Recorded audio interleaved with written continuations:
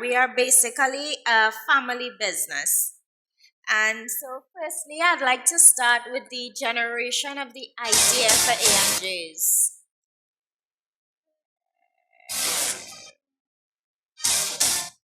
Right. Okay. So, shortly after we were married, my husband Anthony had a nagging feeling that we should sell ice cream.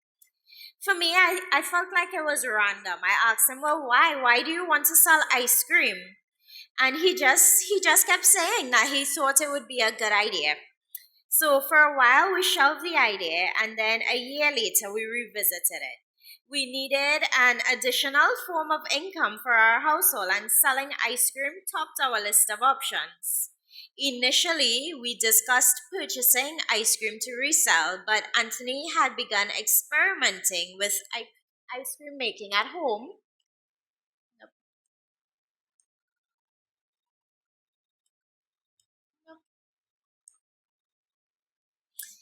Anthony began experimenting with ice cream making at home, and so this led me to believe that we were now ice cream connoisseurs. I believe that it was well within reason that we would be able to take. Yeah, thank you very much. Right. So I believed that we would be able to take the industry by storm. I was convinced that A&J's ice cream would work. So Anthony and I, we came together and we founded A&J's Ice Cream in April 2017. We began very simply with a plastic table set up with a styrofoam cooler to serve our ice cream out of. Our first day of sales was $75, which we were ecstatic about. It cemented the idea in our minds that we were definitely on our way to becoming millionaires. During the day, I would sell ice cream with our 1 year old in a stroller next to me. And when Anthony got home from work, he would sell until 10 p.m. And then we would go and make ice cream the next day. We progressed from a simple umbrella sheltering our setup from the sun and rain to a tent and then a food cart, which finally evolved into operating from our very first storefront in February 2018. This was within 10 months of starting our business. This growth was possible by reinvesting the majority of the business's earnings back into it. They say that necessity is the mother of invention, and it really was this way for us. Because the business began with very little startup capital, we were encouraged to innovate and to create ways of operating. It wasn't possible for us to purchase a freezer when we initially started, and so we used dry ice to keep the ice cream frozen. When we realized that the ice creams were too solid to scoop, we stored the ice cream without the ice and then we simply added the dry ice as necessary. This has been our modus operandi over the years. We adjust to suit. We battle the scare and the changes that came along with the COVID pandemic in much the same way.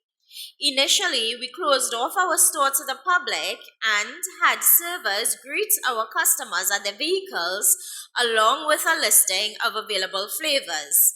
Their orders would be taken and then carried out to them.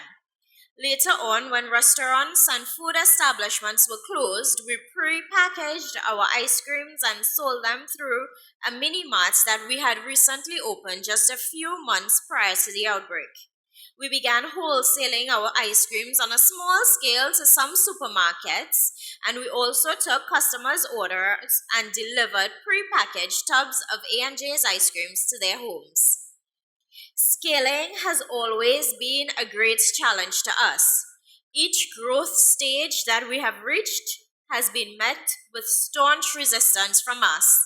When our ice cream first began to become popular, it took us reaching the point of burnout to realize that we could make multiples in each flavor instead of staying up late each night after selling to remake the same flavor that we made the previous night. Likewise, it took us a surprising amount of time to come to the realization that not only did we need to upgrade and increase our machinery and capacity, but that this was something that needed to be done continuously. As our business grew, we realized that we were not fully prepared to meet all of the requirements of business owners. We registered for a business hatchery course, which was held in conjunction with Kariri and Unicoma. This program helped us to understand and to meet more of the obligations required of us as business owners. Things that up until that point we may not have taken as seriously as we should have. Things such as the importance of a business plan, pricing, and budgeting. We took this program very seriously, and although it was free to us as our cohort was sponsored, it was a huge sacrifice. The classes were held on Saturdays. At that time, we attended the Green Market in Santa Cruz as vendors on Saturdays. So that meant that one of us attended the Green Market while the other one attended class with our kids. Although it was challenging, it was also rewarding. We completed the program and achieved an award for the most progressive entrepreneur. This was the first award that our business had ever won. It was an amazing achievement for us. When we considered the hurdles that we faced to get there, it was hugely gratifying. We continued pushing forward, learning what we could, networking, and developing connections with the aim of building a better A&J's. We joined the Trinidad and Tobago Manufacturers Association, and amazingly, we were able to capture the Manufacturer of the Year award in the small business category in 2018.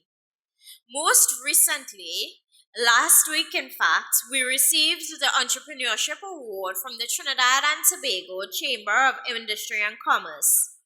Running a small business poses many challenges, some of which we have been able to overcome, and others we are still wrestling with. Although the journey has not always been easy, we have learned a lot and grown a lot. From a small plastic table at the side of the road, we now have an established brand with a storefront in Charleville and our recently opened second branch at the Brentwood Mall. This is our very first mall location and a huge milestone for us. Our accomplishment speaks to the power of dreams. Thank you for your time.